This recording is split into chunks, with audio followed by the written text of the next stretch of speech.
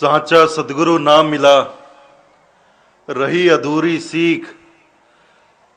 स्वांग जति का पहिर कर, घर घर मांगे भीख। बहुत गुरु हैं अस जग माही, हरे द्रव्य भव दुख को नाही। कबीर ऐसा सदगुरु मिला, जासे रहिए लाग। सब जग तो शीतल भया, मिटी अपनी आग। हमारे हृदय मंदिर के आराध्य, हमारे सतपुरुष सदगुरु कबीर साहब के पावन चरण कमलों में कोटि कोटि बंदगी करते हुए पूज्य संत समाज और साहब के तमाम नेमी प्रेमी भक्त जनों को सप्रेम साहेब बंदगी साहेब। जीवन की छोटी मोटी घटनाओं को छोड़ दिया जाए तो प्रमुख तौर पर दो ही बड़ी घटनाएं हमारे जीवन में घटती हैं। एक जन्म और मृत्यु। पहली घटना के घटित होते ही इस संसार में हमारा जीवन प्रारंभ हो जाता है और दूसरी घटना के घटते ही जीवन समाप्त हो जाता है या कहें पूर्ण हो जाता है। दोनों ही घटनाक्रमों के मध्य की जो अवधि होती है वह हमारा जीवन काल है और इस जीवन काल में प्रत्येक प्राणी को एक सफर करना होता है, जीवन का सफर।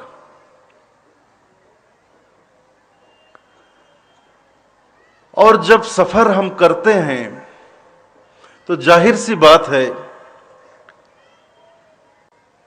बिना लक्ष्य के, बिना मुकाम के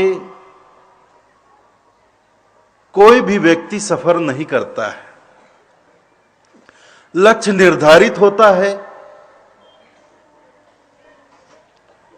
मंजिल तय होती है,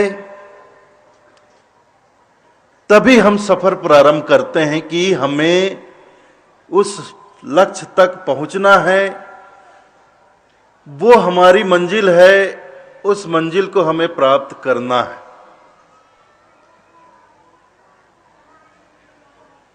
लक्ष्य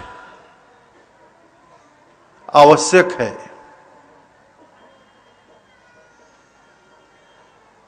तो यहां ये बात भी बहुत महत्वपूर्ण है कि जिस रास्ते हम कभी चले नहीं,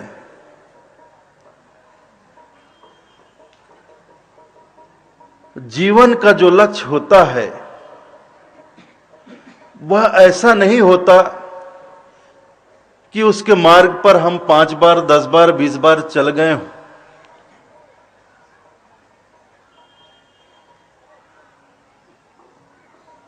जीवन में जो हमारी मंजिल होती है उस मंजिल तक पहुंचने के लिए हमें एक बार ही अवसर मिलता है सफर करने का, बार बार नहीं मिलता। ये दामाखेड़ा का सफर नहीं है कि आप अपने अपने घरों से प्रत्येक वर्ष दामाखेड़ा के लिए सफर करते हैं, कि माघ पूर्णिमा के अवसर पर दामाखेड़ा में मेला होता है और हमें दामाखेड़ा माघ मेले में जाना है, पहुंचना है। यह भी एक लक्ष्य हुआ, यह भी एक मंजिल हुई लेकिन हम बचपन से दामाखेड़ा आ रहे हैं, बार बार दामाखेड़ा आ रहे हैं। दामाखेड़ा के मार्ग से हम भली भांति परिचित होते हैं। चाहे हम कहीं से भी चल रहे हो, गुजरात, राजस्थान, हरियाणा, उत्तर प्रदेश, हिमाचल प्रदेश, दिल्ली से, बिहार से, उड़ीसा से, पश्चिम बंगाल से, चाहे जहां से भी चल रहे हैं, हमें पता है दामाखेड़ा कहां है, हमें कौन सी ट्रेन पकड़नी है, किस रास्ते चलना है, किस स्टेशन पर उतरना है और किस माध्यम से दामाखेड़ा तक पहुंचना है। ये हमें पता होता है, बचपन से सफर कर रहे हैं दामाखेड़ा के लिए। और साथ भी मिल जाता है ऐसे लोगों का, बहुत पहले से दामाखेड़ा का सफर करते आ रहे हैं, तो उनसे मार्गदर्शन भी मिल जाता है। लेकिन जीवन के सफर में जो हमारा लक्ष्य होता है, उसमें सफर हम एक बार ही करते हैं। बिल्कुल अनजान सी राह, ऐसा मार्ग जिसके बारे में हमें कोई ज्ञान नहीं, कोई बोध नहीं, कोई जानकारी नहीं। मुक्ति का मार्ग। मानव जीवन का एक ही लक्ष्य होता है, मोक्ष।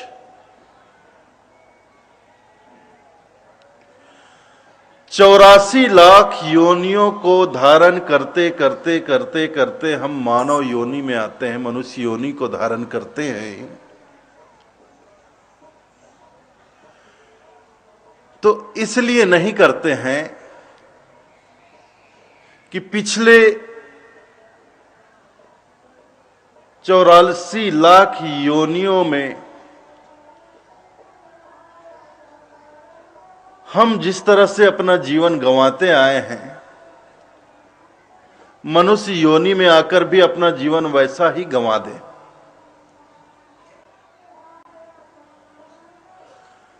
ये एक बड़ी क्रमिक विकास की प्रक्रिया है।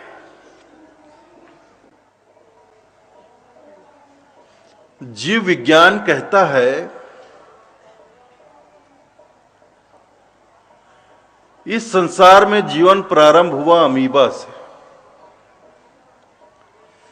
एक कोशिकी प्राणी, एक इंद्रिय प्राणी, फिर विकास की क्रमिक प्रक्रिया चली। हर जन्म में इस जीव ने पिछले जन्म से विकसित योनि को धारण किया। एक जन्म के बाद दूसरे जन्म में, दूसरे जन्म के बाद तीसरे जन्म में, तीसरे के बाद चौथे जन्म, इस तरह हम आगे बढ़ते रहे और हर जन्म में हम अपना विकास करते रहे। पिछले जन्म में हमने जो योनि धारण की थी, अगले जन्म में हमने उससे विकसित योनि को धारण किया और ये विकास की क्रिया चलते चलते चलते चलते चलते कहां तक पहुंची? मानव योनि तक, मनुष्य योनि तक। इस धरती पर मनुष्य योनि सबसे विकसित योनि है। 10 इंद्रियां, मनुष्य के पास 10 इंद्रियां, 5 कर्मेंद्रियां हैं, 5 ज्ञानेंद्रियां हैं, इसके अतिरिक्त मन है, बुद्धि है, विवेक है। 5 इंद्रियों के माध्यम से, जिसे हम ज्ञानेंद्रिय कहते हैं, ज्ञान प्राप्त करने का कार्य करते हैं, बोध करते हैं। आंख, कान, नाक, जिह्वा और ये त्वचा, ये 5 ज्ञानेंद्रियां हैं। आंख से दृश्य का अवलोकन करते हैं, जो भी दृष्टि गोचर होता है, जो भी देखते हैं उसका ज्ञान अर्जित करते हैं कि हमने ये चीज देखी, कि हमारी आंखों के सामने ये घटना घटी, हमने इस घटना को देखा। देखकर ज्ञान अर्जन करते हैं। जैसे न्यूटन हुआ, न्यूटन पहला वैज्ञानिक था जिसने इस ब्रह्मांड में जो एक गुरुत्वाकर्षण शक्ति है, गुरुत्वाकर्षण बल है, उसका पता लगाया। हालांकि ये गुरुत्वाकर्षण बल ब्रह्मांड में होने का संकेत उससे बहुत पहले डच विंची ने दे दिया था।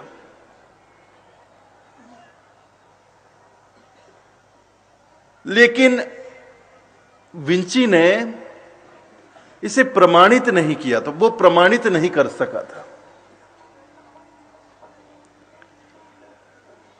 लेकिन न्यूटन ने इसे किया।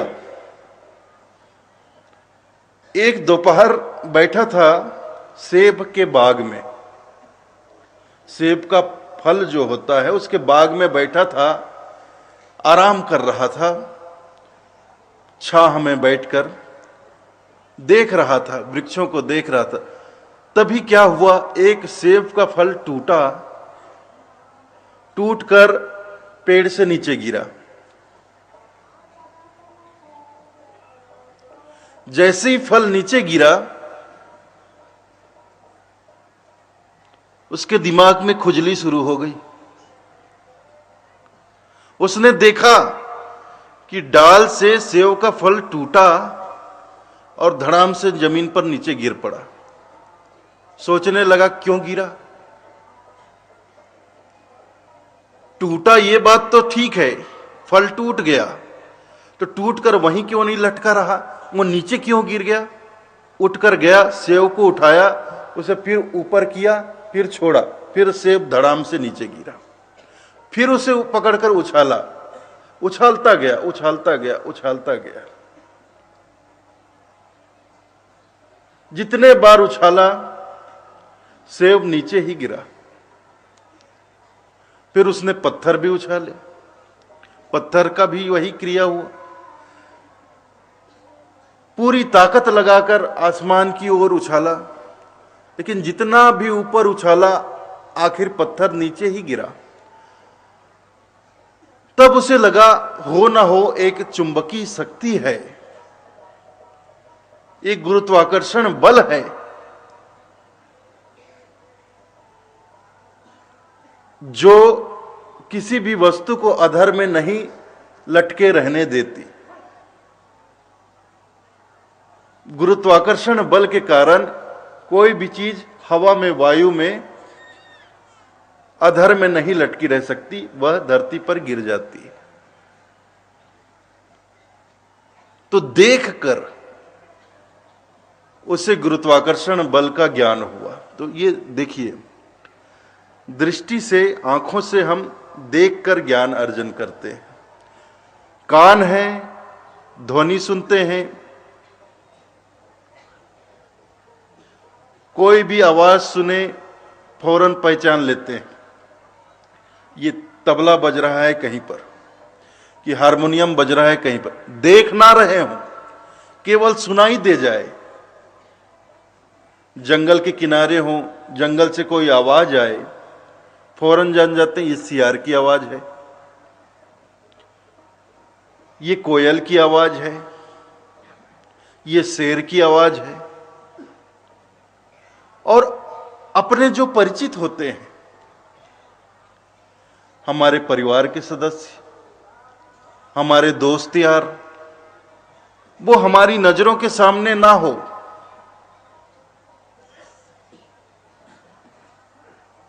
वो आवाज लगाते, उनकी आवाज आती है, हम फौरन पहचान जाते हैं, मेरे बेटे की आवाज है, मेरी मां की आवाज है, मेरे पिता की आवाज है, मेरे भाई की आवाज है, मेरे दोस्त की आवाज है, मेरे दुश्मन की भी आवाज पहचान जाते हैं। तो कान से ज्ञान अर्जन करते हैं, ध्वनि। नाक सुगंधी या किसी भी प्रकार का गंध हो, सुगंध हो या दुर्गंध हो। अभी दोपहर में बैठे थे, हवा चल रही थी, तो हवा भी दक्षिण से उत्तर की ओर चल रही थी। अब इधर दक्षिण की ओर सारा बाजार लगा है, बहुत से होटल, पता नहीं होटल में क्या बन रहा था, इतनी अच्छी सुगंध आई कि मैं बोला महंत साहब अब मैं चलता हूं। फौरन वहां कुछ तड़का लगे, हमें से यहां सुगंधी आ जाएगी, कुछ बने वहां सुगंधी आ जाएगी कि हां वहां पकोड़े तले जा रहे हैं। कोई खुशबू इत्र इस्तेमाल करके आए, हम फौरन जान जाते हैं कि इसने परफ्यूम लगाया है गुलाब का, केवड़े का। तो यहां से नाक से हम गंध का ज्ञान करते हैं। जिह्वा है, जीभ है, उससे स्वाद। कोई भी चीज जीभ में लगाएं, फौरन पता चल जाता है मीठा है, कड़वा है, नमकीन है, तीखा है, फीका है, खट्टा है। तो जीभ से स्वाद ज्ञान होता है, स्वाद का, कि स्वाद कैसा है। और ये त्वचा है, इससे किसी भी पदार्थ को छूकर, किसी भी वस्तु को छूकर, नरम है, कठोर है, ठंडा है, गरम है, तरल है, इसका ज्ञान हो जाता है। छूकर हमें ज्ञान होता है, स्पर्श करके हमें ज्ञान होता है। तो इस योनि में हम 5 इंद्रियों के माध्यम से ज्ञान अर्जन करते हैं, और 5 कर्मेंद्रियां हैं जिसके माध्यम से हम कर्म करते हैं।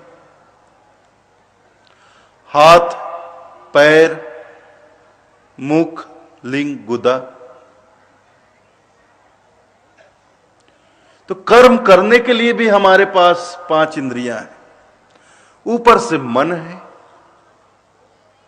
मन में बहुत से भाव उत्पन्न होते हैं। जितनी भावना मनुष्य के भीतर जागती हैं, जितनी भावनाएं जागती हैं, इतना और किसी प्राणी के भीतर नहीं जागती हैं। चाहे वो अच्छी भावनाएं हो, बुरी भावनाएं हो, लेकिन बहुत सी भावनाएं हमारे मन में आती हैं, जाती हैं, आती हैं, जाती हैं। मन सोचता भी है। जब भावनाएं जागती हैं, और भावनाएं किस लिए जागती? इच्छा के कारण। हमारे मन में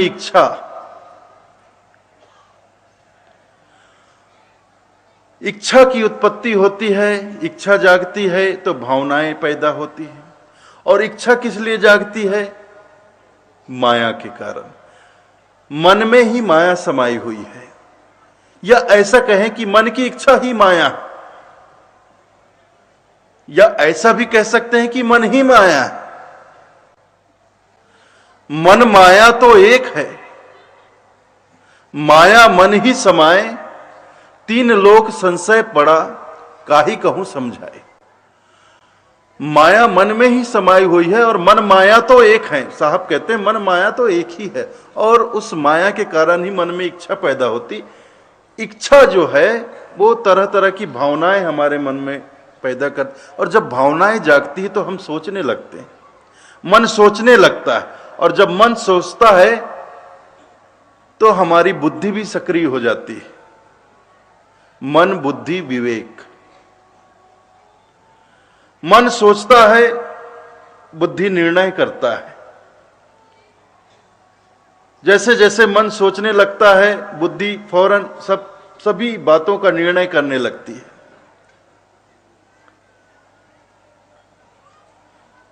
विवेक सही गलत की पहचान करता है। विवेक इसी को कहते हैं जो सत्य असत्य का निर्णय करे, सार असार का निर्णय करे, क्या उचित है क्या अनुचित है इसका निर्णय करे। बुद्धि को समझाए तू अपनी मनमानी ना कर। विवेक इसे कहा जाता है। विवेक और बुद्धि में इतना ही फर्क है कि बुद्धि कुछ भी करने को तैयार हो जाए, कुछ भी निर्णय ले ले, लेकिन बुद्धि का लिया हुआ निर्णय उचित है, अनुचित है, सही है, गलत है, इसका निर्णय विवेक करता है। मन में भावना उठी, बुद्धि ने नहीं ठीक है मैं ऐसा कर दूंगा, लेकिन अगर विवेक हमारा जागा हुआ हो तो विवेक फौरन कहेगा नहीं, तूने गलत निर्णय लिया, तुझे ऐसा नहीं करना चाहिए। विवेक सोया हुआ हो तो मन और बुद्धि तो मनमानी करते हैं जीवन में। मन में इच्छा जागी, मन ने सोचा, बुद्धि ने फौरन निर्णय ले लिया, चल ठीक है ऐसी इच्छा हो रही, चल कट डाल, भले ही वो काम गलत हो। विवेक हमारा अगर सोया हुआ है तो मन बुद्धि को रोकने वाला कोई नहीं है हमारे अंदर। उनकी मनमानी चलती है, और ये हमारी सारी इंद्रियां उनके बस में होती है। मन ने इच्छा की, बुद्धि ने निर्णय ले लिया, आज्ञा हुई, इंद्रियां सक्रिय हो जाती, काम करने में लग जाती है। कर्मेंद्रियां जो है वो कार्य करना शुरू कर देती है। मन में जैसे इच्छा हुई, आज मौसम बड़ा बेईमान है, बड़ा मस्त मौसम है, क्यों ना थोड़ी बहुत चढ़ा ली जाए। अब ये मन में इच्छा हुई कि थोड़ी पी ली जाए, तो फौरन बुद्धि सोचने लगती है हाँ पी लिया जाए, आज मौसम भी सही है, पीने का ही मौसम लग रहा है, बड़ी सुहानी शाम है। ये मन में भावना जागी, पी लें थोड़ा, बुद्धि ने फौरन निर्णय, हाँ पी लें चलें। अब विवेक सोया है तो कोई हमें रोकने वाला नहीं है। बुद्धि ने निर्णय लिया और हम चल पड़े, चल। अब सोचना क्या और आगे रुकना क्या, चल पड़े। तो मैं खाने की ओर चल पड़ते हैं। इंद्रियां तो बस में है ना, मन और बुद्धि के बस में। अब दोनों की सहमति हो गई कि पीना है, चलना है, मैं खाने की ओर। आज्ञा हो गई पैरों को, ये पैर कर्मेंद्रिय है, चलने का कार्य करती, पैर चल पड़ा मैं खाने की ओर। विवेक सोया है तो कोई रोकने वाला, अगर विवेक जागा है, विवेक जागा हुआ हो तो फौरन कहेगा नहीं ये बिल्कुल गलत है, ये सही नहीं है, नशे का सेवन हमें नहीं करना चाहिए, शराब पीना बहुत गलत बात है, इससे हमारा नैतिक पतन होता है। शराब पीने से नशे में डूब जाते हैं, मतवाले हो जाते हैं, बहक जाते हैं, क्या करना है क्या नहीं करना इसका होश नहीं रहता। नहीं, हमें शराब नहीं पीना चाहिए। अगर विवेक जागा हुआ हो तो हमें रोकता है, नहीं तू बिल्कुल शराब नहीं पिएगा। शराब पीकर तू इंसान रहता है क्या? पूरा हैवान हो जाता है, बच्चों को पीटता है, बीबी को पीटता है, मां बाप को गाली देता है, पूरी तरह से नैतिक पतन होता है। शराब नहीं पीना। जागा हुआ हो विवेक तो रोक लेता है। तो ये मनुष्य योनि है, सबसे विकसित योनि। 10 इंद्रियां, मन, बुद्धि, विवेक। लेकिन आश्चर्य की बात है कि मनुष्य योनि से कम विकसित योनि में जब हम रहे पिछले जन्मों में, तब हमने हर जन्म में अपना विकास किया और पूर्ण विकसित योनि को धारण करने के बाद हम पतनशील हो जाते हैं। मनुष्य योनि में आते ही हम नीचे गिरने लगते हैं, जबकि होना तो ये चाहिए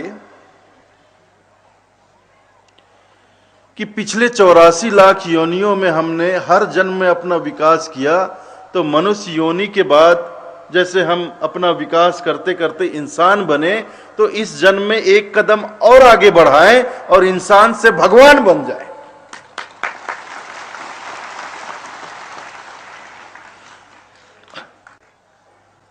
ऐसा विकास होना चाहिए। तो मनुष्य जीवन का लक्ष्य ही यही है कि अब तक विकास किया है, अब इससे आगे भी हमें विकास के क्रम में बढ़ना है। 84 लाख योनियों में विकास करते करते इंसान बने, अब आगे एक कदम और बढ़ाकर भगवान बन जाए। और भगवान कैसे बनेंगे? भगवान हम भगवान के शरण में जाकर ही बनेंगे। उनके हो जाएं तो हो गए। कल मैंने कहा था ना, बूंद समाना समुद्र में जानत है सब कोई, पर समुद्र समाना बूंद में ये जाने बिरला कोई। पानी की छोटी सी बूंद जब समुद्र में समाती है, तो समुद्र में समा जाने के बाद उसका अपना अस्तित्व बचा नहीं रहता। वह सागर में समाकर सागर ही बन जाती है। जैसे छोटी सी नन्ही सी बूंद सागर में गिरती है, सागर उसे अपना स्वरूप प्रदान कर देता है। उस नन्ही सी बूंद को सागर बना लेता है, अपना रूप उसे प्रदान कर देता। वही बात है। मनुष्य योनि में आकर अगर हम एक कदम और आगे बढ़ाएं, ऐसी भक्ति करें कि पूर्णतः अपने प्रभु के, अपने आराध्य के शरण में समर्पित हो जाएं, तो देखो हम अगर प्रभु को समर्पित होते हैं, साहब को समर्पित होते हैं, हम साहब के चरणों में समा जाते हैं, तो साहब भी हमें अपना स्वरूप प्रदान कर देते हैं। जाता कुछ नहीं है। देखिए, मिटना तो तय है। ये संसार नश्वर है, यहां जो भी बनता है मिटता है, जो भी आता है जाता है। यह जीवन क्षण भंगुर है। यह शरीर भी 5 तत्वों से बना हुआ है। सरगुण है, साकार है, नश्वर है, नाशवान है। किसी न किसी दिन इसे नष्ट होना है और किसी न किसी बहाने से ही शरीर नष्ट होता है। शरीर को समाप्त होने का बहाना चाहिए। कहीं कोई दुर्घटना हो गई, रास्ते चलते कहीं एक्सीडेंट हो गया, शरीर नष्ट हो जाता है। कोई बीमारी लग गई, बीमारी से शरीर नष्ट हो जाता है। अगर बीमारी नहीं भी लगी, कोई दुर्घटना नहीं हुई, तो धीरे धीरे शरीर वृद्ध होकर जर्जर होकर आखिर एक दिन नष्ट तो हो ही जाता है। तो नष्ट तो होना ही। देखिए, जो पानी की बूंद है, नन्ही सी बूंद है, जो बादलों में हवा में उड़ती है, बादल बनकर उड़ती है, छोटी छोटी बारिश की बूंदें होती हैं।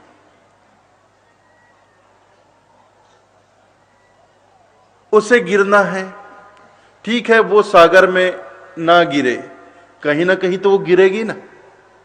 पानी की वो बूंदें कहीं ना कहीं तो गिरेगी। अगर वो तपते रेगिस्तान में गिर गई तो उसे क्या हासिल होगा? अस्तित्व तो वहां भी मिटेगा उसका। तपते रेगिस्तान में वो पानी की नन्ही सी बूंद गिरी और गिरते ही वो भस्म हो जाएगी। धूप, सूर्य की गर्मी से रेत जलता रहता है और उस जलते हुए रेत में एक छोटी सी पानी की बूंद टपकते ही भस्म,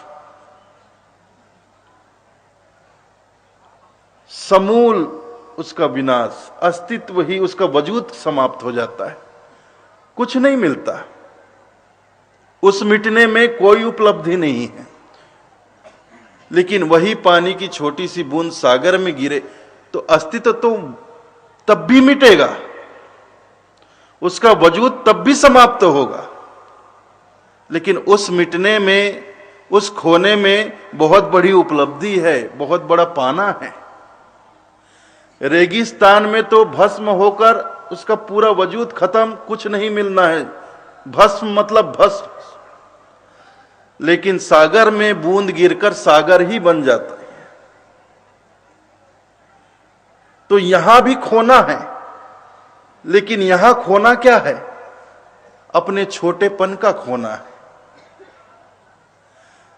यहां भी हम मिटते हैं। सागर में छोटी सी बूंद समाए तो वहां भी वो मिट जाती है, लेकिन उस मिटने में बड़ी उपलब्धि है। वहां खोता है उसका एक छोटा सा अस्तित्व, छोटापन खोता है, लेकिन वो सागर की तरह विराट हो जाती है। सागर में समाकर वो सागर ही बन जाती है। तो बूंद समाना समुद्र में ये जानत है सब कोई, पर समुद्र समाना बूंद में ये जाने बिरला कोई। तो बहुत कम लोग इस बात का चिंतन कर पाते हैं, इस बात को समझ पाते हैं, सोच पाते हैं, विवेक कर पाते हैं कि मिटना तो हमें है ही। ये संसार भी जलता हुआ रेगिस्तान है। संसार में हमने अपना जीवन खपाया तो मिटना तो है ही है, चाहे ऐसे मिटे चाहे ऐसे मिटे। लेकिन संसार में खप गए, मिट गए तो यहां कुछ नहीं मिलना है। मिट गए मतलब मिट गए, खप गए तो खप गए, यहां पाना कुछ भी नहीं है। लेकिन अपने आराध्य की भक्ति में, उनके सेवा और समर्पण में अगर खुद को न्यौछावर करते हैं, समर्पित करते हैं, तो मिटना तो वहां भी है। लेकिन मिटना बहुत थोड़ा सा है, हमारा छोटापन ही मिटेगा, लेकिन पाना बहुत विराट है, बहुत विशाल है। कुछ लोग कि भाई हम खुद को परमात्मा के हवाले क्यों करें,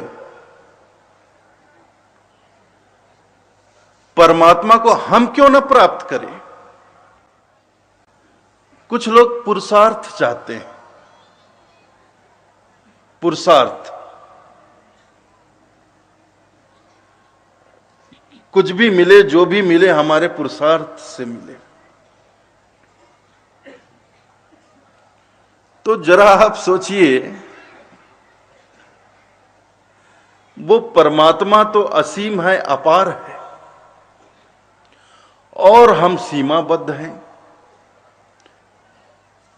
हमारा अस्तित्व बहुत छोटा है, उसका अस्तित्व अपार है, असीम है।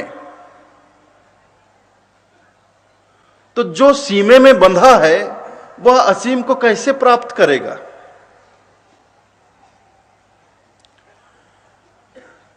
भगवान कभी हमारे मुट्ठी में नहीं आ सकते, परमात्मा को कभी हम अपने हाथों में नहीं ले सकते, लेकिन खुद को उनके हाथों में जरूर सौंप सकते हैं। तो जो संभव है, जो हो सकता है, हम वही करें तो बेहतर होगा। तो मोक्ष जैसे हमारा लक्ष्य है, तो वो तो परमात्मा के चरणों में समर्पित होने से ही प्राप्त होगा। तो ये भाव, भक्ति, सेवा, समर्पण का मार्ग है।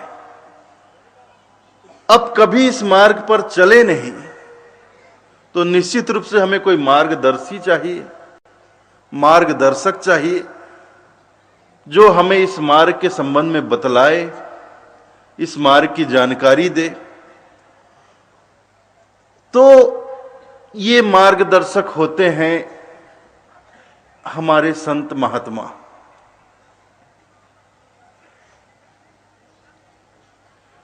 भाव, भक्ति, सेवा, समर्पण का गहरा अनुभव इनके जीवन में होता है।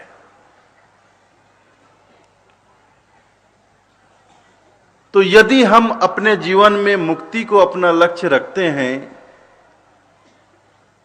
तो भाव, भक्ति, सेवा, समर्पण के मार्ग पर चलने के लिए साथ हमें एक मार्गदर्शक चाहिए, जो हमारा मार्गदर्शन करता रहे कि अब ऐसा करो, अब इस रास्ते चलो, अब दाएं मुड़ो, अब बाएं मुड़ो, अब सीधे चलो।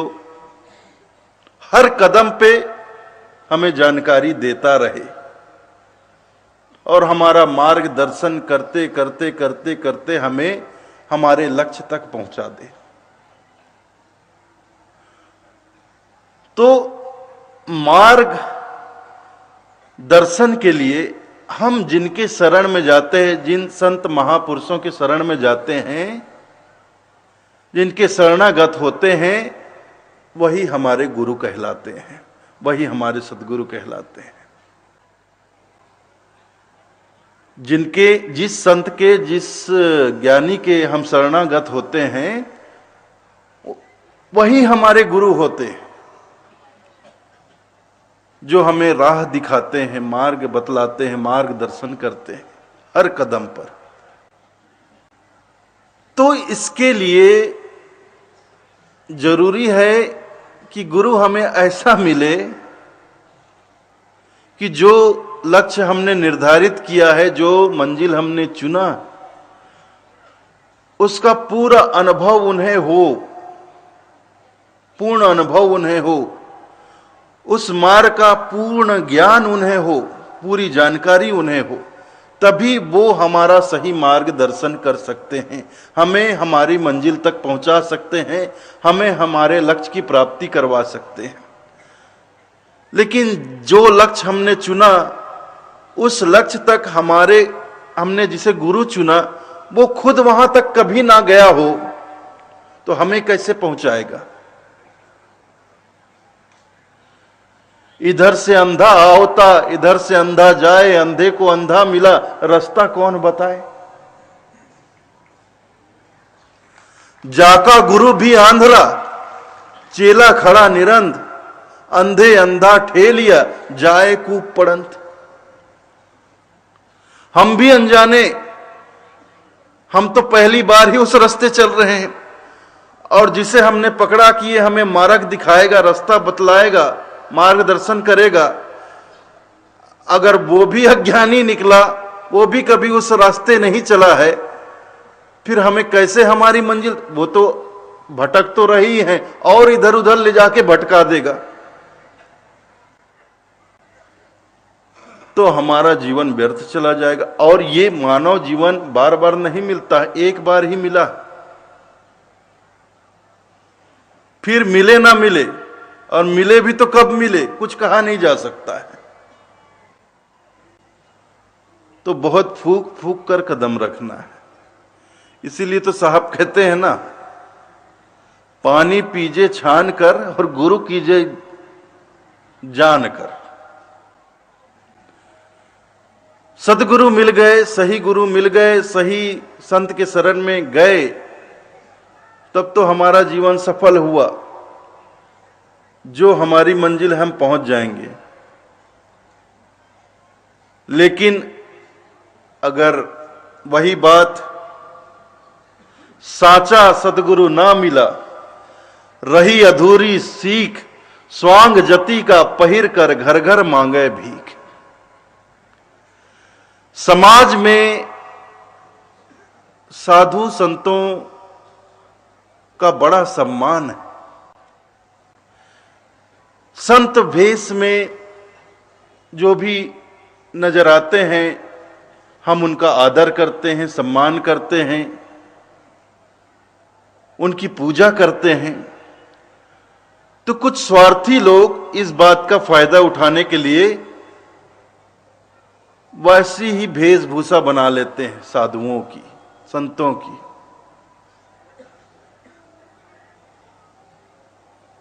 संत बनकर बैठ जाते हैं, गुरु बनकर बैठ जाते हैं,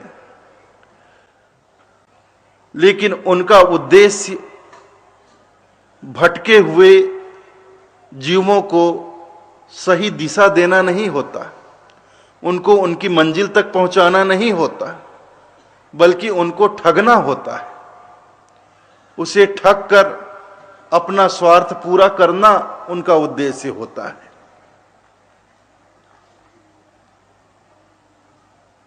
तो बहुत गुरु हैं अस जग माही, साहेब कहते हैं बहुत गुरु हैं अस जग माही, हरे द्रव्य भव दुख को नाही। तो ऐसे गुरु बहुत संख्या में संसार में घूम रहे हैं। बहुत गुरु हैं अस जग माही, संसार में, इस जगत में ऐसे गुरु बहुत हैं जो हरे द्रव्य, जो हमारा द्रव्य तो हर लेंगे, रुपया पैसा हर लेंगे, लेकिन हमारा दुख नहीं हरते, हमारे दुख का हरण नहीं करते, हमारा दुख दूर नहीं करते हैं। भवसागर का जो दुख है, जो पीड़ा है, उसे दूर नहीं करते, उसका हरण नहीं करते, लेकिन हमारे धन संपत्ति का हरण जरूर कर लेते। तो जब तक साचा सदगुरु, सच्चे सदगुरु ना मिले तो रही अधूरी सीख। जब तक सच्चे सदगुरु हमें नहीं मिलेंगे,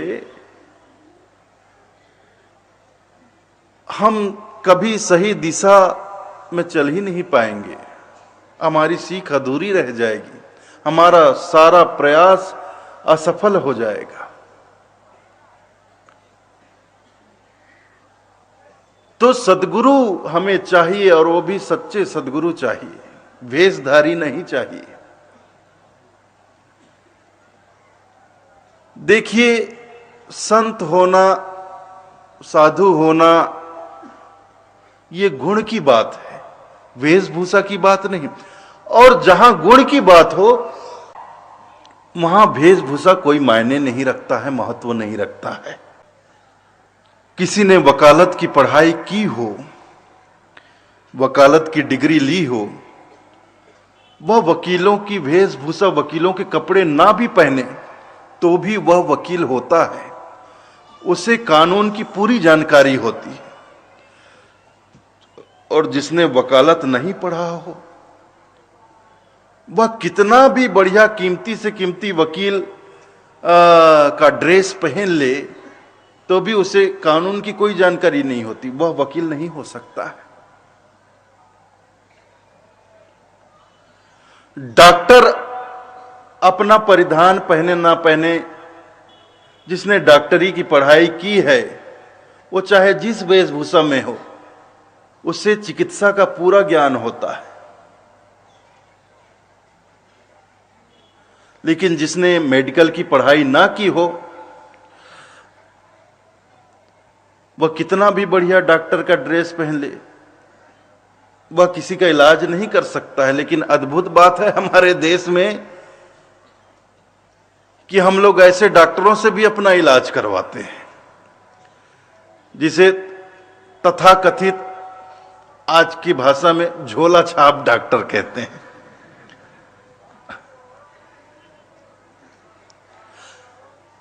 किसी डॉक्टर के यहां 4 महीने 6 महीने नौकरी की,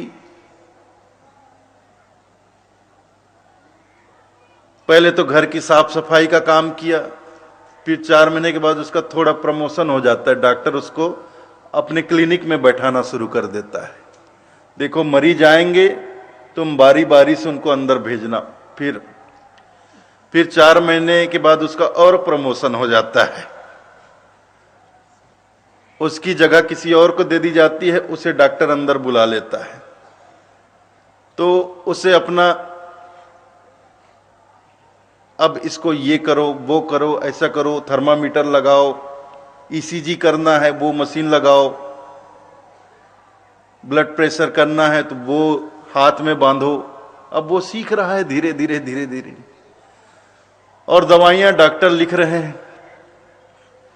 तो थोड़ी बहुत जानकारी दवाइयों की इसको हो जाती है कि बुखार आने पर, सर्दी जुकाम होने पर, मलेरिया होने पर ये फलानी फलानी दवाई उसको दी जाती है। डॉक्टर, हमारे डॉक्टर साहब तो वही देते हैं। और 10-20 दवाइयों की जानकारी हुई कि बस वहां से वो गोल अपने गांव सीधे गांव पहुंचता है। तो पुराने रूप में नहीं पहुंचता है, वो पूरा डॉक्टर बनकर पहुंचता है। और जाते ही वहां बराबर डॉक्टरों वाला बैग लाएगा, इंजेक्शन लाएगा, सुइयां लाएगा, और उसमें दवाइयां भर के सब कुछ रखता है। फिर घूम घूम कर इलाज शुरू कर देता है। जो डॉक्टर नहीं है उससे भी हम इलाज करवाते हैं। मैं आपको बताऊं, ऐसे ऐसे भयानक झोला छाप डॉक्टर हैं। महाराष्ट्र में ये प्रकाश पटेल बैठा है, सावनेर के पास उसका गांव है, खुरज गांव। वहां एक झोला छाप डॉक्टर है। वो चलते फिरते मोटरसाइकिल में अपना पीछे बैग लगा के चलते रहता है। रास्ते में कोई हाथ मारा, डॉक्टर डॉक्टर डॉक्टर, वो रुक जाएगा। अरे डॉक्टर, 2 दिन से बुखार है, बहुत शरीर में दर्द है। बस वहीं मोटरसाइकिल खड़ी किया, बैग खोला, इंजेक्शन निकाला, सिरिंज भरा, मुड़ पीछे उसे पीछे किया।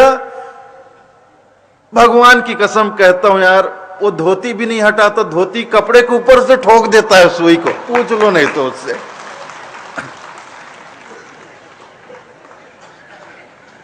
ऐसे ऐसे डॉक्टर घूम रहे हैं भैया। अरे मेरे घर में, यहां मेरे आश्रम में, हमारे साहब के आश्रम में हमारे कोठारी बाबा हैं, जहां अनाज रखा जाता है, दाल चावल आटा सब जो रखा जाता है, वहां कोठारी का कार्य जो करते हैं, बहुत बुजुर्ग हैं, गोविंद बाबा कहते हैं, गोविंद बाबा अभी भी हैं, वो बुजुर्ग हैं, वहीं कोठार में रहते हैं। अब उनको क्या सूझा, कोई तकलीफ नहीं, मस्त हैं। अब वृद्ध हैं तो स्वाभाविक है, वृद्धावस्था में थोड़ी बहुत कमजोरी तो होगी। अब गांव का झोला छाप डॉक्टर वहां से गुजर रहा था, उसको रोक लिया, लगा देना बोला था, बहुत कमजोरी लगा था, लगा दे। अब उसको तो चाहिए भैया बकरा, उसने ठोक दिया इंजेक्शन। 15 दिन के बाद मैं रायपुर से आया तो गाड़ी से उतरा, तो मैंने पूछा सब ठीक है? तो बोले सब ठीक है। और अनाज पानी सब है, स्टॉक में सब है, कोई कमी तो नहीं? नहीं है। कहाँ है कोठारी बाबा? वो तो बीमार है। तो क्या हुआ? अरे पता नहीं, वो इंजेक्शन लगवा लिए, क्या हुआ, इतना बड़ा फूल गया। अब मैं जाकर देखा उनको, जाकर देखा तो उल्टे पड़े थे, कराह रहे थे दर्द से, पीड़ा से। क्या हुआ? मैंने पूछा, बाबा क्या हुआ? बोले कमजोरी लग रही थी, वो डॉक्टर जा रहा था, मैंने बोला ताकत का इंजेक्शन लगा दे। उसने लगाया, पता नहीं क्या लगाया, ये तो इतना बड़ा फूल गया, सूज गया यहां। तो मैंने देखा कपड़ा हटाकर, तो पूरा मवाद वहां भरा हुआ था। फिर मैं उनको ले गया रायपुर। रायपुर ले जाके एक अच्छे डॉक्टर के पास नर्सिंग होम में भर्ती कराया। ऑपरेशन करना पड़ा, चीरा लगा के सारा मवाद निकालना पड़ा। 10 दिन लग गए। 8 रुपए का इंजेक्शन लगवाया था, 8,000 वहां नर्सिंग होम में खर्चा हो गया। बिना मतलब बैठे बैठे झोला छाप डॉक्टर की महिमा है। पता नहीं हम भारत वालों को कब ये बात समझ में आएगी। तो ये गुण की बात है भाई, गुण की बात है। और जहां गुण की बात है वहां वेशभूषा का कोई मायने नहीं, कोई महत्व नहीं होता है। लेकिन हम गुण नहीं देखते हैं। किसी ने कह दिया ये डॉक्टर है तो बस मान लिए डॉक्टर है। खुद को ही डिक्लेयर कर दिया जिसने कि मैं डॉक्टर हूं। डॉक्टर डॉक्टर, अरे डॉक्टर कोई ऐसे ही बन जाता है क्या? कोई गुरु संत, संत कोई ऐसे, अरे साधु कोई ऐसे ही बनता है क्या? बड़ी साधना हो लगती है इसमें। जब कोई अपनी साधना पूर्ण कर ले, साध ले, तब वह साधु होता है। केवल कपड़ा बदल लेने से कोई साधु हो जाएगा कि मतलब हम अपना पैंट शर्ट उतार दें, जीन्स उतार दें और उसकी जगह पे धोती लपेट लें, धोती मान लें, कमीज शर्ट की जगह में हम साफा लपेट लें, दाढ़ी बनाना बंद कर दे, बाल वो तो स्वाभाविक है, 4-6 महीने में बाल लंबे हो जाएंगे, दाढ़ी बढ़ जाएगी, या पूरा मुड़ा दे, बड़ी बड़ी कंठी बस इतने से हम साधु हो जाएंगे? वेशभूषा से तो हो जाएंगे, लेकिन गुण भी आएगा क्या साधु का? गुण कैसे आएगा? वेशभूषा में निश्चित तौर पर हम साधु के समान हो जाएंगे, लेकिन गुण में कभी उनकी बराबरी नहीं कर सकते। एक दोहा बोलते भी हैं, मुझे ठीक से ध्यान नहीं आ रहा है, भेख बराबर भेष है, भेद बराबर नाही। साहब कहते हैं भेख बराबर भेष, भेख कहते हैं संतों को, भेख कहा जाता है संतों को। तो भेख बराबर भेष है, बिल्कुल संतों के समान वेशभूषा है, लेकिन भेद बराबर नहीं। लेकिन भेद बराबर नहीं है, अंदर गुण समान नहीं है। वेशभूषा समान है लेकिन गुण समान नहीं है। तौल बराबर घूमची, मोल बराबर ना है। पर प्राचीन काल में कीमती वस्तु को, सोने को तौलने के लिए बाट वगैरह तो नहीं थे, तो घूमची, घूमची का एक बीज होता, लाल रंग का बीज होता है, उसमें काली सी बिंदी होती है। हमारे यहाँ खेतों में बहुत, हम इसी स्कूल में तो पढ़ते थे, ये 6वीं क्लास तक मैं इसी स्कूल में पढ़ा हूँ, यहाँ पे जो स्कूल है। तो जब खाने की छुट्टी होती थी तो हम लोग दौड़ के खेतों में जाते थे और वो घुमची का बीज उठा कर लाते थे। लाल रंग की घुमची, उसमें काली बिंदी होती है, और कागज की पुंगी बनाकर ऐसे ऐसा मुंह में लगा के उस बीज को ऊपर रखते थे, फिर हल्की सी फूंक मारते थे तो हवा में वो उड़ता था, ऐसे तैरता था, खेलते थे। उस घुमची के बीज से सोने की तौल की जाती थी। तो एक तरफ पलड़े में सोना है, दूसरे तरफ वो घुमची का बीज है, और पलड़ा, दोनों पलड़ा बराबर है। उस घुमची का वजन सोने के वजन के बराबर है, दोनों बराबर हैं वजन में, लेकिन क्या मोल में बराबर हैं? तौल बराबर घूमची पर मोल बराबर नाही। तो वेशभूषा से ही किसी की पहचान नहीं होती, गुण चाहिए। गुण का भेद है न्यारा न्यारा, कोई जानेगा जाननहारा। ये भी साहिब का वचन है, साहिब का एक पद है। इसमें बहुत से दृष्टांत साहब ने दिए हैं। सोई गजराज राजकुल मंडल जाकर मस्तक मोती, और सकल सब भार लदनवा महिषासुर के गोती। हाथी तो सभी एक समान नजर आते हैं। किसी भी हाथी को देखो तो सारे हाथी एक जैसे लगते हैं, लेकिन गज मुक्ता किसी बिरले हाथी के मस्तक में ही होता है। हर हाथी के मस्तक पे गज मुक्ता नहीं होता, और जिस हाथी के मस्तक में गज मुक्ता हो उसकी अलग ही बात होती है, उसका अलग ही महत्व होता है।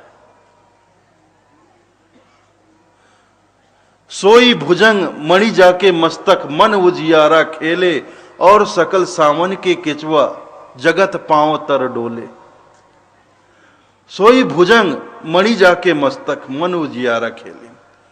सांप तो लगभग सब एक जैसे ही नजर आते हैं, लेकिन बिरले ही सांप के मस्तक में मणि होती है, जिसके प्रकाश में वह मगन रहता है, मस्त रहता है। मन उजियारा खेले, सोई भुजंग मणि जाके मस्तक मन उजियारा खेले, और सकल सावन के केचवा जगत पांव तर डोले। और बाकी सांप दिखने में तो वैसे ही दिखते हैं, लेकिन वो सब केचुआ के बराबर है। जो बारिश में केचुए निकलते हैं ना, हमारे पैरों के नीचे चलते रहते हैं कीचड़ में, बस वही जान लो उनको। तो एक जैसे दिखने से बात नहीं बनती है, गुण भी होना चाहिए। तो यहां थोड़ी परख होनी चाहिए। अब परख तभी होगा जब हमारा विवेक जागा हुआ होगा, और विवेक जागता है सत्संग से। जब हम संतों के शरण में जाते हैं, सत्संग में बैठते हैं, तो उनके सत्संग से हमारा सोया हुआ विवेक जागता है। वो संत जन ही हैं जो हमारे विवेक को जगाते हैं, झंझोड़ कर, चोट मार्ग, शब्द का चोट। सदगुरु जो होते हैं, जो संत होते हैं, वो शब्द का चोट मारते हैं, शब्द की बाण चलाते हैं। शब्द की बाण से हमारे हृदय को छलनी कर देते हैं। जब पीड़ा होती है तो गहरी से गहरी नींद में पड़ा हुआ जीव जाग उठता है। कोई सोया हुआ व्यक्ति मीठा मीठा बोलने से नहीं जागता। इस बात को मैं हमेशा बोलता हूं। कोई आदमी सोया है, उसे उठाना हो, जगाना हो, वहां पास बैठकर, बेटा उठ जा बेटा, स्कूल का टाइम हो गया, उठ। मीठा सोने दे माँ, अभी सोने देना, अभी मुझे सोना है, नींद आ, वो नहीं उठेगा। माँ बड़ा प्रेम करती है बच्चों से, तो वो बड़े प्रेम से मीठा मीठा बोल के सुबह बच्चों को उठाती है, उठ बेटा, स्कूल का समय, बस आती होगी, उठ जा। नहीं माँ, मुझे सोना है, मुझे सोना है। लेकिन जब बाप आता है तो वो थोड़ा कड़क होता, उठ रे, चल, फिर आज गोल मारेगा तू, चलो तैयार हो, नहा दो, बस आ रही होगी। तो जैसे ही बाप जो है फटकार लगाता है, वो तुरंत उठ के भागता है, तैयार होता है, स्कूल रवाना। कोई आदमी सो रहा है, पास बैठ के लोरी गाओगे तो वो कहां जागेगा, वो तो और गहरी नींद में सो जाएगा। तो सोए हुए आदमी को जगाना है तो उसे झंझोड़ना पड़ता है, उसे चोट मारनी पड़ती है। तो ये काम संत जन करते हैं। इसलिए सत्संग की महिमा है, सत्संग का महत्व है। सत्संग में जब हम बैठते हैं तो सत्संग में संतों के श्रीमुख से कोई न कोई ऐसी बात निकल जाती है, कोई न कोई शब्द की ऐसी बाण होती है जो आकर सीधे हमारे हृदय को बेध देती है। और जैसी वो शब्दों की बाण हमारे हृदय में लगती है तो एक पीड़ा होती है, और जीव का जागना मतलब उसका विवेक का जागना। विवेक जाग जाता है। विवेक जब जागता है तो विवेक ही सही और गलत, सत्य और झूठ, सार असार का परख करता है। विवेक हो तभी हम निरख परख कर सकते हैं। इसीलिए जीव को हमारे कबीर पंथ में हंसा कहा गया है।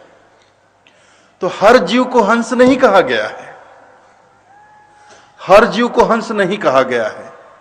यहां हमारे साहब के वाणी वचनों में जीव के लिए कागा और हंसा दोनों शब्दों का प्रयोग होता है।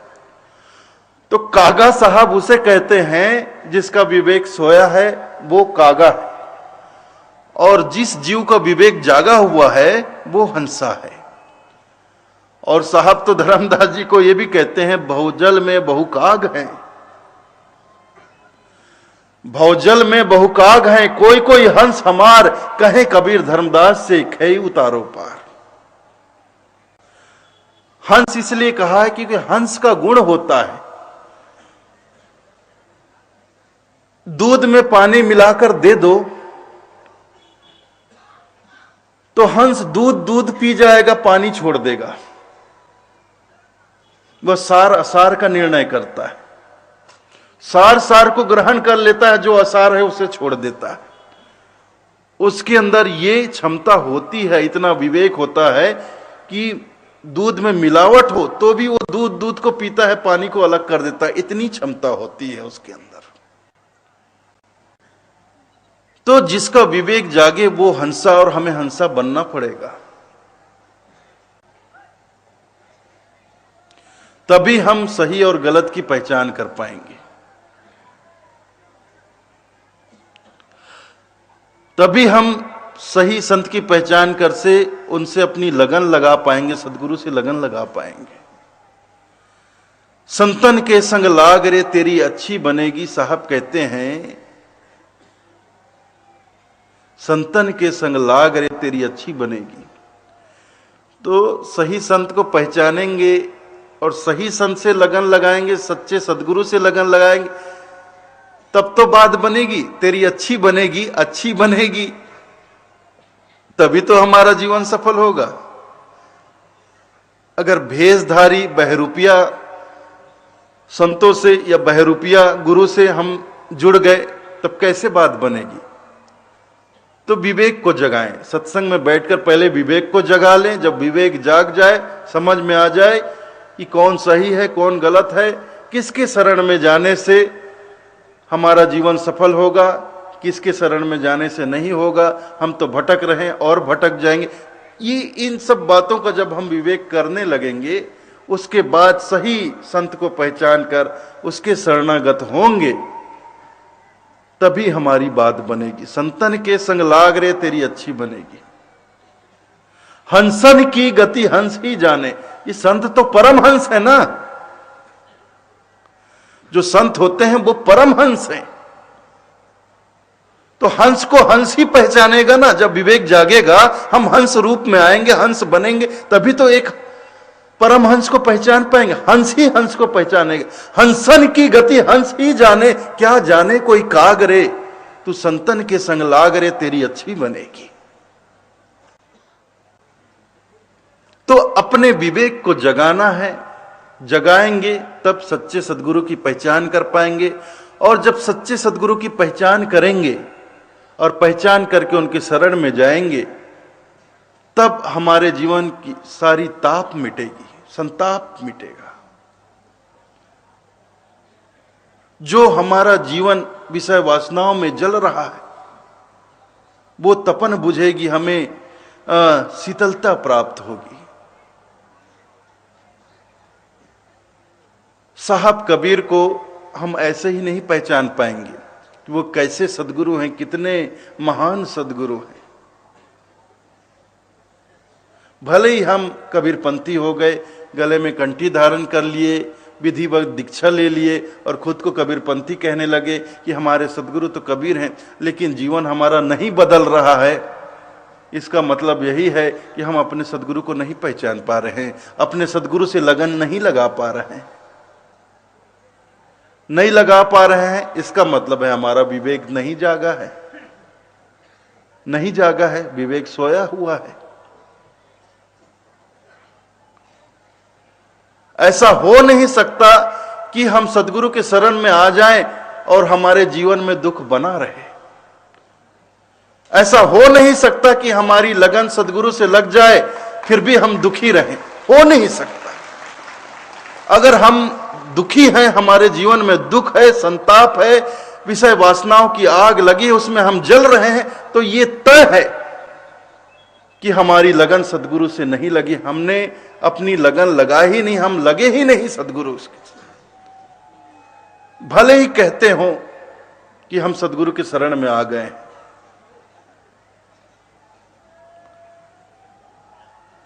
ये तो वही बात हो गई कि हम गिलास पे गिलास पानी पी गए और कहते हैं कि हमारी प्यास नहीं बुझी। प्यासे हैं तो ये गिलास पे गिलास पानी पीने की बात झूठ है, फिर आपने पानी पिया ही नहीं है। आप पानी पिए और आपकी प्यास न बुझे, ये असंभव है, बिल्कुल असंभव है। तो विवेक को जगाना बहुत आवश्यक है। सत्संग से ही विवेक जागेगा। जगाकर अपने साहब को पहचानिए। केवल कंठी बंधा लेने से, खुद को कबीर पंथी कह लेने से काम नहीं होगा। कबीर ऐसा सदगुरु मिला जासे रहिए लाग, सब जग तो शीतल भया मिटी आपनी आग।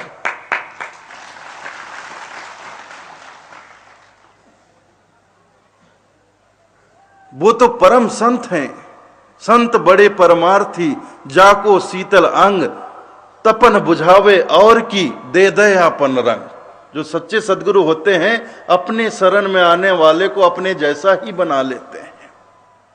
पारस में और संत में यही अंतरो जान, वो लोहा कंचन करे ये कर ले आप समान।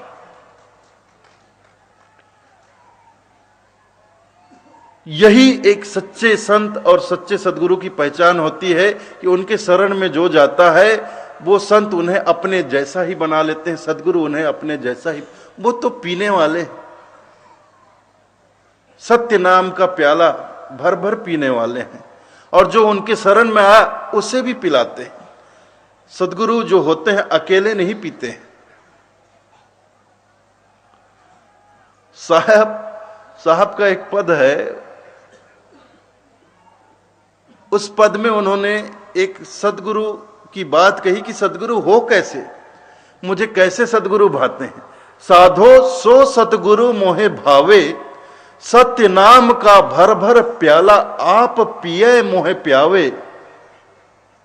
मेला जाए न महंत कहावे, पूजा भेंट न लावे, पर्दा दूर करे आखन का निज दर्शन दिखलावे। और जाके दर्शन साहब दर से अनहद शब्द सुनावे, माया के सुख दुख कर जानी संग न सपन चलावे। साधो सो सदगुरु मोहे भावे। ऐसे जो संत हों वही सच्चे सदगुरु हो सकते हैं, और ऐसे ही सदगुरु मुझे भाते हैं, ये हमारे साहब कहते हैं, हमारे सदगुरु कहते हैं। तो विवेक जागेगा तब तो परख करेंगे ना, तब तो पहचानेंगे ना। तो समय है, समय रहते ये काम करना पड़ेगा। कोई बहुत ज्यादा समय नहीं है हमारे पास। अब तक का जितना जीवन जिस तरह से हमने गंवा दिया, आगे का बचा हुआ जीवन भी वैसा ही हमने गंवा दिया, तब तो फिर बड़ी गड़बड़ हो जाएगी। फिर ये जो अवसर, मानव जीवन का जो अवसर मिला है, एकमात्र अवसर, उसे हम गंवा देंगे, और इसे गंवाएं कि फिर 84 में भटकना पड़ेगा। 84 घर मरम के पौपे अटकी आए, अब की पौ जो ना पड़े तो फिर 84 जाए। 84 लाख योनियों को भटकते भटकते भटकते भटकते हम मनुष्य योनि में आए हैं। 84 घर मरम के पौ पे अटकी आए, आखिरी घर पे आके रुके हैं। बस एक कदम और आगे बढ़ाएंगे और हम अपने मूल ठिकाने पर पहुंचकर शांत हो जाएंगे। हमारा भटकना बंद हो जाएगा, भागना बंद हो जाएगा, दौड़ना बंद हो जाएगा। ये पासा का जो खेल होता है, चौपड़ का जो खेल होता है, उसमें 84 घर ही होते हैं। और वो जो गोटियां होती है, जब हम पासा फेंकते हैं तो जितने नंबर आते हैं उतने घर में वो गोटियां चलती है। तो चौपड़ के खेल में 84 घर होते हैं और बिल्कुल 84 लाख योनियों को ये जीव धारण करते करते चलता है और अंत में आकर आखिरी घर में रुका है। अब पासा ऐसा फेंकें कि एक ही आए और हम बीच में जाकर, मूल में जाकर शांत हो जाएं। गोटी रुक जाती है, वहां शांत हो जाती है। फिर उसे कहीं अपने रास्ते में भटकना नहीं पड़ता, ना किसी से कोई खतरा होता है। वरना अगर भटक रहा, जब गोटियां चलती रहती है तो उसे रास्ते में बड़ा खतरा होता है। सामने वाला कभी चोट भी कर देता है, वापस भेज देता है उसको। अब ये तो आजकल चौपड़ का खेल नहीं होता, बंद हो गया, इसका चलन खत्म हो गया। पुराने लोग जो चौपड़ खेले हैं, पासा खेलते, उनको मालूम है। तो पगुरा से बाजी लगी, साहब कहते हैं, पगुरा से बाजी लगी, पड़े 18 दांव, सार गवाया हाथ से, सिर पर लागे घाव। अब आखिरी घर पे गोटी है, बस एक चाहिए, एक कदम और आगे बढ़ाना है। अगर हमने बहुत विवेक से संभल कर सावधानी से पासा फेंका, एक आ गया तो बस एक कदम और आगे बढ़ाएंगे और मूल ठिकाने पर पहुंच के शांत हो गए। लेकिन अगर गफलत से, लापरवाही से पासा फेंका और एक की जगह 18 पड़ गया तो हमें फिर 84 में भटकना पड़ेगा। 84 घर मरम के पौ पे अटकी आए, अब की पौ मतलब एक। ये खेल की भाषा में एक को पौ कहते हैं, पग्गा कहते हैं, पगुरा कहते हैं। 84 घर मरम के पौ पे अटकी आए, अब की पौ जो ना पड़े तो फिर 84 जाए। अब एक चाहिए, हमने लापरवाही से गफलत में पासा फेंक दिया, 18 पड़ गया तो हमें फिर भटकना पड़ेगा। अब ये मानव जीवन आखिरी घर पर है। अगर इस जीवन के महत्व को समझते हुए इस जीवन का, मानव जीवन का सार्थक उपयोग करते हैं, तब तो हमारा जीवन सफल हो जाएगा। लेकिन इस जीवन के महत्व को हम नहीं समझते हैं। इस जीवन को, इतने महत्वपूर्ण जीवन को, इतने अनमोल मानव जीवन को हम हल्के में लेकर इसे यूं ही बर्बाद करते हैं। तो फिर सोच लीजिए, आप सोच लीजिए, विचार कर लीजिए कि क्या होना है। फिर 84 में भटकना है। अब ये आपको तय करना है कि सावधानी पूर्वक इस मानव जीवन के महत्व को समझकर इसका सार्थक उपयोग करके हमें अपने मूल में पहुंचकर शांत होना है या दोबारा इस 84 में भटकना है। ये अब हमको तय करना है। अगर हमें अपने मूल में पहुंचकर शांत होना है तो ये हमारा लक्ष्य है और हमारे इस लक्ष्य तक पहुंचाएंगे हमारे सतगुरु। तो आप हम सब किस सतगुरु के शरण में आए हैं? सतगुरु कबीर के शरण में आए हैं। तो उस महान सतगुरु को आप पहचानिए। वो महान है, वो परमात्मा है, वो सतपुरुष है। एक बार हम उनके पूरे भाव, पूरी श्रद्धा, पूरी भक्ति से आत्मसमर्पित हो जाएं, फिर देखिए कैसे कृपा होती है। कबीर ऐसा सतगुरु मिला तो बात बनेगी ही बनेगी।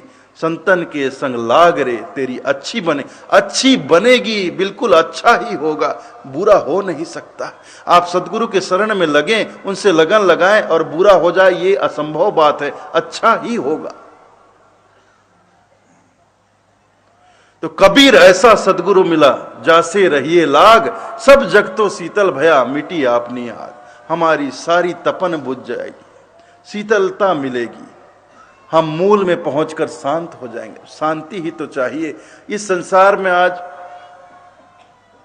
मन बड़ा अशांत है। किसको, किसी से भी आप पूछो क्या चाहिए, बस शांति चाहिए, विश्राम चाहिए। नवयुवकों को अभी नहीं लगता है, लेकिन जो उम्र दराज हो गए, जो 40, 45, 50 साल, अब उनसे पूछिए कि उन्हें अब जीवन में क्या चाहिए, तो बस थोड़ी सी शांति चाहिए, थोड़ा विश्राम चाहिए, बस यही चाहिए, अब उनको और कुछ नहीं चाहिए। तो ये विश्राम, ये शांति मिलती है इस जड़ जगत में तो केवल 3 स्थानों पर मिलती है। साधु सगा, गुरु सगा, अंत सगा निज नाम, कहे कबीर इस जीव को 3 ठाम विश्राम। ये 3 ही स्थान हैं, 3 ही ऐसे ठाम हैं जहां जाकर इस जीव को, जड़ जगत में, इस संसार में, भवसागर में भटकते हुए जीव को शांति मिल सकती है, विश्राम मिल सकता है। साधु सगा, गुरु सगा, अंत सगा निज नाम। साधु के, संत के शरण में जाकर, गुरु के शरण में जाकर और नाम का सुमरन करके हम शांति प्राप्त कर सकते हैं, विश्राम पा सकते हैं। तो पहचानिए अपने सदगुरु को और लग जाइए अपने सदगुरु के चरणों में, तो बात बनेगी और बहुत अच्छे से बनेगी, तेरी अच्छी बनेगी। संतन के संग लाग रे, तेरी अच्छी बनेगी बिल्कुल। आप इसमें एक रत्ती भी शंका मत करिए, एक पैसा भी आप शंका मत करिए कि हम सदगुरु के शरण में लगेंगे तो हमारा क्या होगा। अच्छा ही होगा, अच्छा ही होगा, बुरा नहीं होगा, अच्छा ही होगा। लग जाइए आप साहब के शरण। तो आपने मेरी बातें पिछले 4 दिवस से बहुत प्रेम पूर्वक सुनी। मैंने आपका बहुत समय लिया, आपने भी मुझे बहुत समय प्रदान किया, इसके लिए मैं आप सभी लोगों का हृदय से आभारी हूं। इतना ही कहकर आज्ञा चाहता हूं। साहेब बंदगी साहब।